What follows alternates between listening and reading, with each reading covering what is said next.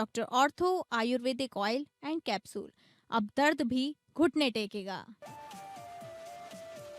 शंकराचार्य स्वामी अविमुक्तेश्वरानंद के साथ रहे बचकों की शिखा खींचे पर अब यूपी सरकार का डैमेज। यूपी के डिप्टी सीएम ब्रजेश पाठक ने किया 101 बचकों का सम्मान। बचकों के सम्मान पर सपा और कांग्रेस का बीजेपी पर हमला। कांग्रेस विधानमंडल दल की नेता आराधना मिश्रा मोना का आरोप, बचकों को बुलाकर सम्मानित करने का ढोंग हो रहा है। सपा विधायक संग्राम सिंह यादव ने कहा, आपस का विरोधाभास समाप्त करने में बीजेपी असफल। हमीरपुर में प्राथमिक विद्यालय के बच्चों को दिया जा रहा निम्न गुणवत्ता का दूध। प्राथमिक विद्यालय के बच्चों के लिए डेयरी से जा रहा सपरेटा दूध। वीडियो वायरल होने के बाद शिक्षा विभाग में मचा हड़कंप। पूरे मामले की जांच के आदेश।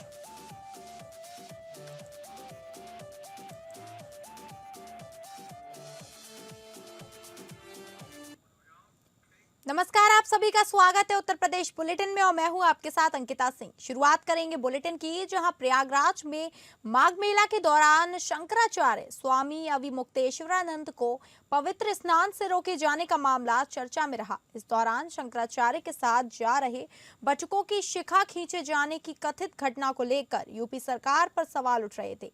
विपक्षी दल हमलावर थे। इसे लेकर यूपी सरकार अब डैमेज कंट्रोल के मोड में नजर आ रही है। हाल ही में यूपी सरकार के डिप्टी सीएम ब्रजेश पाठक ने शिखा पकड़ने को बड़ा पाप बताया था। अब ब्रजेश पाठक ने 101 बचकों को अपने आवास पर बुलाकर उनका सम्मान कर आशीर्वाद लिया है। ब्रजेश पाठक ने गुरुवार की सुबह लखनऊ के अपने सरकारी आवास पर 101 बचकों को बुलाया। डिप्टी सीएम ब्रजेश पाठक ने अपने आवास पर बटुकों का फूल माला पहनाकर स्वागत किया।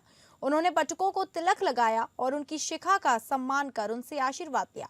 वहीं गौरतलब है कि डिप्टी सीएम ब्रजेश पाठक ने एक प्रोग्राम में ये कहा था कि शिखा का सम्मान होना चाहिए। उन्होंने ये भी कहा था कि परंपराओं का आदर समाज की जिम्मेदारी है। 101 बचकों को बुलाकर उनका सम्मान करना सांस्कृतिक मूल्यों के प्रति सम्मान का प्रतीक है। यूपी सरकार के डिप्टी सीएम ब्रजेश पाठक ने किसी ब्राह्मण की शिखा छूने को बेहद गंभीर अपराध बताया था।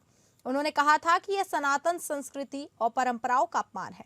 ब्रजेश पाठक ने इस तरह की घटना को बड़ा पाप बताते हुए कहा था कि इसमें शामिल लोगों को सख्त से सख्त सजा मिलनी चाहिए। आपको बता दें कि प्रयागराज की घटना के बाद सरकार की किरकिरी हो रही थी। मुख्यमंत्री योगी आदित्यनाथ ने भी हाल ही में कहा था कि सभी को मर्यादा में रहना चाहिए।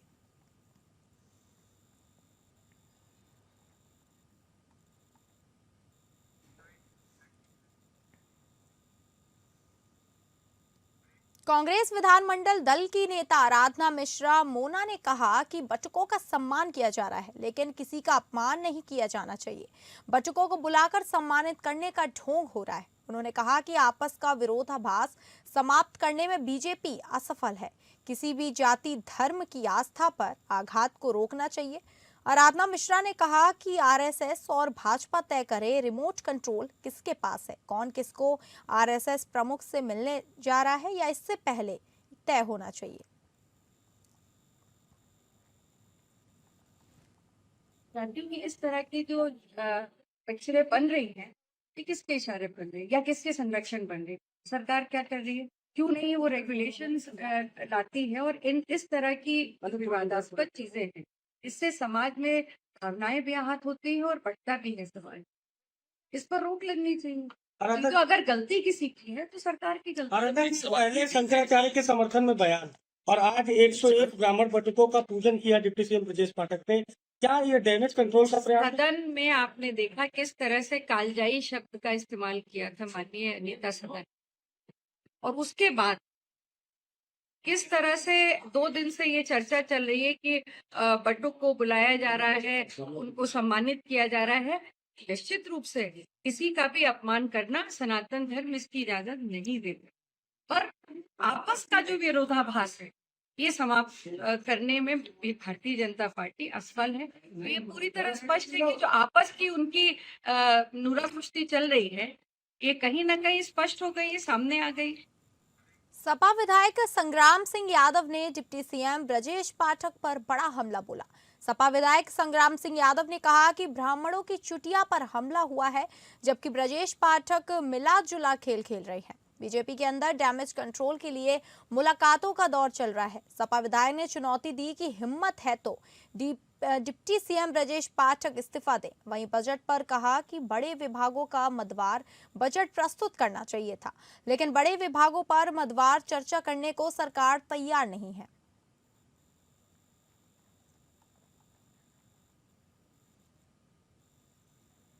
तो ब्रजेश पाठक को इस्तीफा दे दे।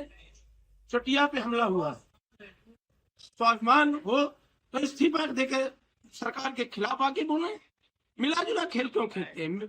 मैं फिक्सिंग का खेल ना खेलने ब्रजेश पाठक जी, वो भी छात्र संघ के अध्यक्ष रहे, मैं भी रहा। तो इस तरह का खेल ना बटुक ब्राह्मणों के अपमान को लेकर संगम पे अपमान हुआ है, गंगा माँ के किनारे अपमान हुआ, जहाँ त्रिवेणी का संगम है, दुनिया का सबसे बड़ा सनातन का मेला लगता है, वहां उनकी चुटिया पकड़ी गई। तो स्वाभिमान और इस्तीफा दें, इसके अलावा कुछ भी संभव नहीं। समाजवादी पार्टी के प्रदेश अध्यक्ष नरेश उत्तम पटेल अपने गाजीपुर दौरे पर पहुंचे हुए हैं, जहां उन्होंने भाजपा सरकार पर जमकर निशाना साधा। इस दौरान उन्होंने पीटीए यानी पिछड़ा दलित अल्पसंख्यक वर्ग के खिलाफ दुर्भावना से काम करने का योगी सरकार पर आरोप लगाते हुए कहा कि प्रदेश की सरकार नेगेटिव सोच पर आधारित है, जबकि समाजवादी पार्टी की पीटीए राजनीति पॉजिटिव विचारधारा पर टिकी है। प्रदेश अध्यक्ष ने कहा कि भाजपा सरकार एसआईआर के बहाने फॉर्म 7 के जरिए बड़ी संख्या में पीडीए परिवारों के वोट काटने का काम कर रही है। उन्होंने आरोप लगाया कि पूरे प्रदेश में योजनाबद्ध तरीके से नाम हटाए जा रहे हैं, जिसका सपा जोरदार विरोध कर रही है। उन्होंने स्पष्ट कहा कि हम सरकार की मंशा को सफल नहीं होने देंगे और लोकतांत्रिक अधिकारों की रक्षा के लिए संघर्ष जारी रहेगा। शंकराचार्य प्रकरण पर सरकार को घेरा और कहा कि अविमुक्तेश्वरानंद सरस्वती की चुटिया खींचे जाने की घटना पर प्रतिक्रिया देते हुए उन्होंने डिप्टी सीएम ब्रजेश पाठक के बयान पर पलटवार भी किया। उन्होंने कहा कि इस प्रकार की घटना सामंती सोच को दर्शाती है और किसी भी धार्मिक व्यक्ति के साथ अभद्रता निंदनीय है। उन्होंने आरोप लगाया कि इससे पहले भी एक कथावाचक के साथ ऐसी घटना हो चुकी है और इसके पीछे कौन लोग थे यह जनता जानती है। अहिल्याबाई होलकर की मूर्ति तोड़े जाने और हटाए जाने के मुद्दे पर भी सपा प्रदेश अध्यक्ष ने सरकार को कटघरे में खड़ा किया। उन्होंने कहा कि भाजपा हमेशा शोषण और विभाजन की राजनीति करती है, जबकि सपा पीडीए को साथ लेकर चलने की बात करती है। भाजपा को सांप्रदायिक दल बताते हुए आरोप लगाया कि वह लगातार पीडीए वर्ग का उत्पीड़न कर रही है। अयोध्या का जिक्र करते हुए उन्होंने कहा कि वहां की जनता ने सांप्रदायिक ताकतों को जवाब दिया और संविधान की रक्षा की। उन्होंने दावा किया कि वर्ष 2027 के विधानसभा चुनाव में समाजवादी पार्टी भारी बहुमत से जीत दर्ज करेगी। वहीं गाजीपुर दौरे के दौरान नरेश उत्तम पटेल ने बताया कि वे पार्टी नेताओं और कार्यकर्ताओं के घर पहुंचकर शोक एवं खुशी के अवसरों में सहभागिता करने आए हैं। उन्होंने कहा कि समाजवादी पार्टी हमेशा जनता के सुख दुख में साथ खड़ी रहती है। इस अवसर पर स्थानीय सपा पदाधिकारी और कार्यकर्ता बड़ी संख्या में मौजूद रहे। वहीं प्रदेश अध्यक्ष के बयान से फिलहाल जिले की राजनीति सरगर्मी तेज हो गई है।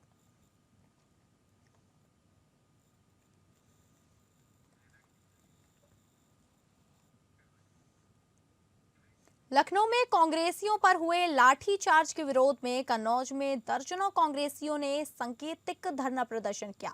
कांग्रेस कार्यकर्ताओं ने कलेक्ट्रेट में सांकेतिक धरना प्रदर्शन कर कहा कि कांग्रेसियों को वर्तमान सरकार परेशान कर रही है और योजनाओं का नाम बदलने का कार्य कर रही है।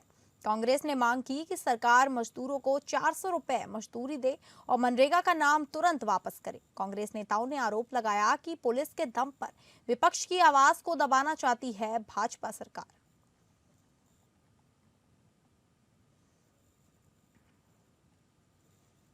जो प्रदेश अध्यक्ष माननीय अजय झा जी के नेतृत्व में मनरेगा मजदूरों के अधिकार के लिए जो विधानसभा का घेराव था, उस घेराव को असफल करने के लिए योगी सरकार ने पुलिस के बल पर जो कांग्रेस जनों पर लाठियां चलाई, उससे माननीय प्रदेश अध्यक्ष अजय राय जी और कई कांग्रेस जन चोटिल हो गए। उस घटना के विरोध में हम सभी कांग्रेस जन एकत्र होकर प्रदेश नेतृत्व के आह्वान पर गांधीवादी रास्ते पर चलते हुए कलेक्ट्रेट कन्नौज में धरना दे रहे हैं और सरकार से ये मांग कर रहे हैं कि मनरेगा में जो उन्होंने बदलाव किए हैं उसको तत्काल वापस ले, नहीं तो प्रदेश नहीं पूरे देश का कांग्रेस जन सड़कों पर उतरकर विरोध प्रदर्शन करते हुए और अधिकार की मांग करते हुए अपना कर्म निभाएगा। क्या क्या मांगे हैं आप? जब यूपीए बन के कार्यकाल में मनरेगा लागू किया गया तो 100 दिन का रोजगार निश्चित किया गया था और उनकी एक मजदूरी निश्चित की गई। इस सरकार ने उस सबको खत्म किया है। हमारी मांग है कि मजदूर को 400 रुपए रोजगार मजदूरी मिलनी चाहिए और 150 दिन का फिक्स एक रोजगार मिलना चाहिए। इसके साथ ही साथ उनको स्थायी उसी गांव में रोजगार मिलना चाहिए जहां के वो निवासी हैं। जो ठेकेदारी पे ये कार्य की व्यवस्था की गई है उसको समाप्त करना चाहिए। उप मुख्यमंत्री केशव प्रसाद मौर्य ने बजट सत्र के 8वें दिन राष्ट्रीय स्वयंसेवक संघ प्रमुख मोहन भागवत के बयान का समर्थन किया। उन्होंने कहा कि संघ प्रमुख राष्ट्र के श्वेत वस्त्रधारी संत हैं और वे जो भी कहते हैं वे देश हित में होता है। मौर्य ने कहा कि समाज को उनके विचारों से प्रेरणा लेनी चाहिए। उप मुख्यमंत्री ने आगे कहा कि संघ प्रमुख का मार्गदर्शन राष्ट्र निर्माण की दिशा में महत्वपूर्ण है और उनके वक्तव्यों को व्यापक राष्ट्रीय दृष्टिकोण से देखा जाना चाहिए। उन्होंने कहा कि देश हित सर्वोपरि है और उसी भावना से उनके विचार सामने आते हैं। वहीं समाजवादी पार्टी पर निशाना साधते हुए मौर्य ने कहा कि सपा अब जनता से दूर हो चुकी है और केवल आरोप लगाने की राजनीति कर रही है। उन्होंने कहा कि जब आयोग ने उन्हें अपने आरोप सिद्ध करने का अवसर दिया तब भी वे ऐसा नहीं कर सके, जिससे उनकी राजनीति उजागर हो गई है।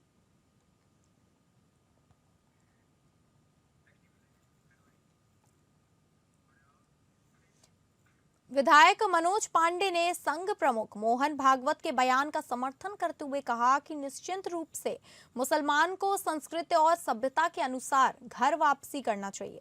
और मनोज पांडे ने भी संघ प्रमुख मोहन भागवत द्वारा दिए गए हिंदुओं को 3 बच्चा पैदा करने वाले बयान का समर्थन किया। वहीं प्रदेश के उप मुख्यमंत्री केशव प्रसाद मौर्य ने बजट सत्र के 8वें दिन आरएसएस प्रमुख के बयान का समर्थन करते हुए कहा कि वह राष्ट्र के श्वेत वस्त्रधारी संत हैं। वह जो कहते हैं वे देश हित में कहते हैं और सभी उनका अनुसरण भी करते हैं। वहीं समाजवादी पार्टी के फिर मुद्दे पर बोलते हुए उन्होंने कहा कि सपा जनता से दूर हो गई है और उन्हें सिर्फ अपवाद वश आरोप लगाना आता है। जब आयोग ने उन्हें अवसर दिया तो वह लोग इस बात को सिद्ध नहीं कर सकते। भाजपा विधायक सुरेंद्र मैथानी ने भी आरएसएस प्रमुख के बयान का समर्थन करते हुए कहा कि हमारी वंशानुगत कमियां बढ़ती जा रही हैं, परिवार छोटे होते जा रहे हैं। 3 बच्चे हो या 2, अपने परिवार को बढ़ाना जरूरी है।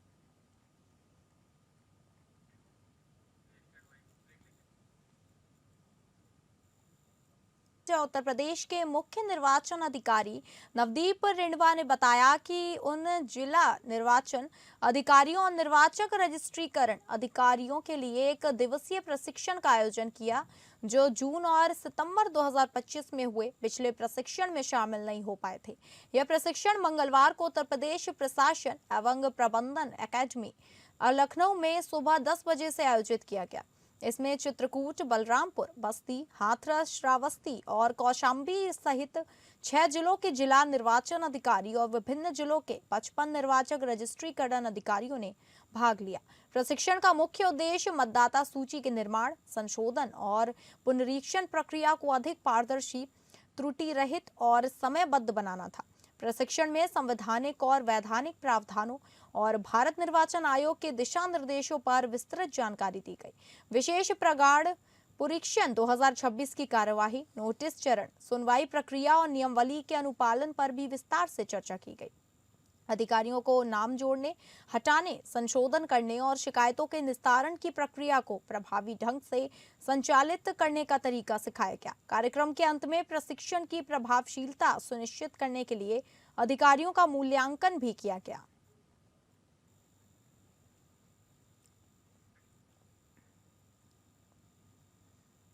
बुधवार को मोती महिला महाविद्यालय मऊरारानी में संचालित राष्ट्रीय सेवा योजना की प्रथम इकाई द्वारा 16 से 22 फरवरी 7 दिवसीय विशेष शिविर के तृतीय दिवस गोद लिए ग्राम भदरवारा में व्यापक मतदाता जागरूकता अभियान आयोजित किया गया। कार्यक्रम की शुरुआत सरस्वती पूजन एवं एनएसएस लक्ष्य गीत के साथ हुई। अभियान के तहत स्वयंसेवकों ने ग्राम भदरवारा में मतदाता जागरूकता रैली निकाली। रैली में बैनर, पोस्टर और नारों के माध्यम से ग्रामीणों को उनके अमूल्य मत के महत्व के बारे में बताया गया। स्वयंसेवकों ने लोगों को समझाया कि उनका एक वोट गांव, शहर, जिला और प्रदेश के विकास की दिशा तय कर सकता है। इसके साथ ही 18 साल की आयु पूर्ण कर रहे युवाओं को मतदाता सूची में नाम दर्ज कराने और वोटर कार्ड बनवाने के लिए प्रेरित भी किया गया।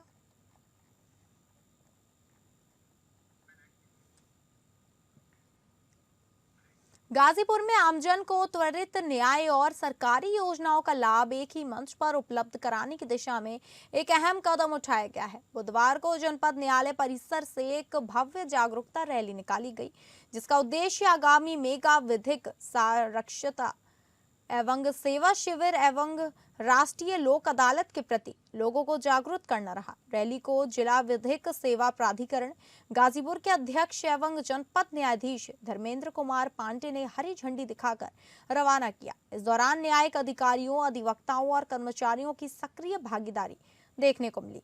जनपद न्यायाधीश ने बताया कि 22 फरवरी को आयोजित मेगा विधिक साक्षरता एवं सेवा शिविर में महिलाओं, अनुसूचित जाति एवं जनजाति वर्ग, दिव्यांगजन, निर्धन और जरूरतमंद लोगों को विभिन्न सरकारी योजनाओं की जानकारी दी जाएगी और मौके पर उन्हें लाभ दिलाने का प्रयास किया जाएगा। इसके अलावा 14 मार्च को राष्ट्रीय लोक अदालत का आयोजन किया जाएगा, जिसमें वैवाहिक विवाद, घरेलू हिंसा, मोटर दुर्घटना दावा, ऋण वसूली, सेवा विवाद, बंटवारा और शमनी आपराधिक मामलों का आपसी सुलह समझौते के आधार पर त्वरित निस्तारण किया जाएगा। इसका उद्देश्य लोगों को लंबी और जटिल अदालती प्रक्रिया से राहत दिलवाना है। कार्यक्रम में मोटर दुर्घटना दावा प्राधिकरण अधिकरण, अपर जिला एवं सत्र न्यायाधिकरण, न्यायाधीशगण, मुख्य न्यायिक दंडाधिकारी, सिविल बार एसोसिएशन के पदाधिकारी, अधिवक्ता, मध्यस्थता पैनल अधिवक्ता, लीगल एंड डिफेंस काउंसिल, पराविधिक स्वयंसेवक एवं कर्मचारी उपस्थित रहे।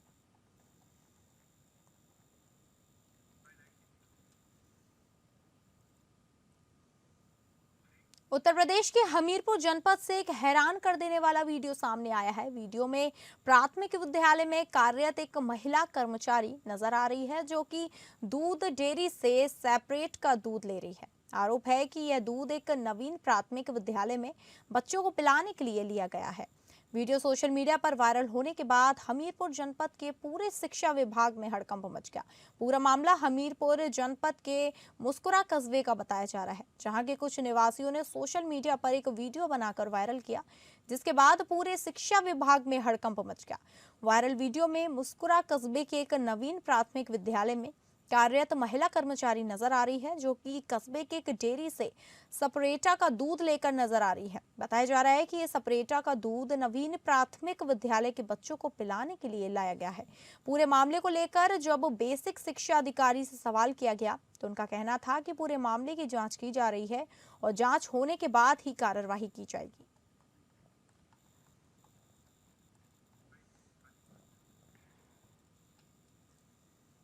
गाजीपुर शहर में ट्रैफिक व्यवस्था को दुरुस्त करने के लिए विशेष अभियान चलाया गया। नाबालिग वाहन चालकों और निर्धारित रूट से वाहन चल रहे ई रिक्शा के खिलाफ बड़ा अभियान चलाया गया है। दरअसल गाजीपुर में यातायात व्यवस्था को दुरुस्त करने के उद्देश्य से SP city doctor Rakesh Mishra के नेतृत्व में ट्रैफिक पुलिस और स्थानीय पुलिस के संयुक्त टीम ने विशेष अभियान चलाया। यह अभियान खासतौर पर 2 मुख्य सड़कों पर केंद्रित रहा, जहां नाबालिग वाहन चालकों और कलर कोडिंग के बावजूद निर्धारित रूट से बाहर संचालित हो रहे ई रिक्शा पर कार्रवाई की गई। एसपी सिटी ने बताया कि पूर्व में शिक्षा विभाग के समन्वय से स्कूलों में जागरूकता कार्यक्रम चलाए जाए थे, नोटिस भी जारी किए गए थे, लेकिन अपेक्षित सुधार न होने पर अब सख्त कार्रवाई की जा रही है। इस अभियान के दौरान कई वाहनों का चालान किया गया, कुछ गाड़ियों को सीज भी किया गया। नाबालिग चालकों के मामलों में उनके अभिभावकों को थाने बुलाया गया। एसपी सिटी ने स्पष्ट किया कि मोटर व्हीकल एक्ट के तहत नाबालिग द्वारा वाहन चलाने पर 25,000 रुपए तक का जुर्माना और जेल का भी प्रावधान है। नियमों का सख्ती से पालन कराया जाए और यह अभियान आगे भी लगातार जारी रहेगा।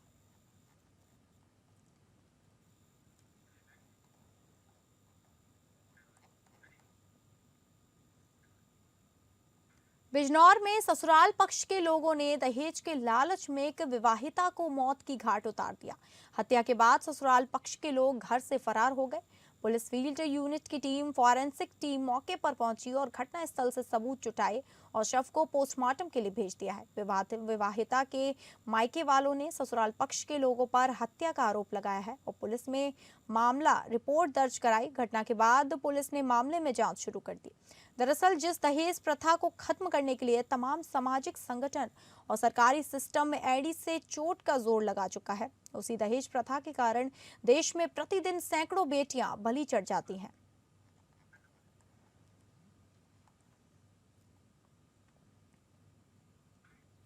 तो फिलहाल उत्तर प्रदेश बुलेटिन में बस इतना ही। नमस्कार।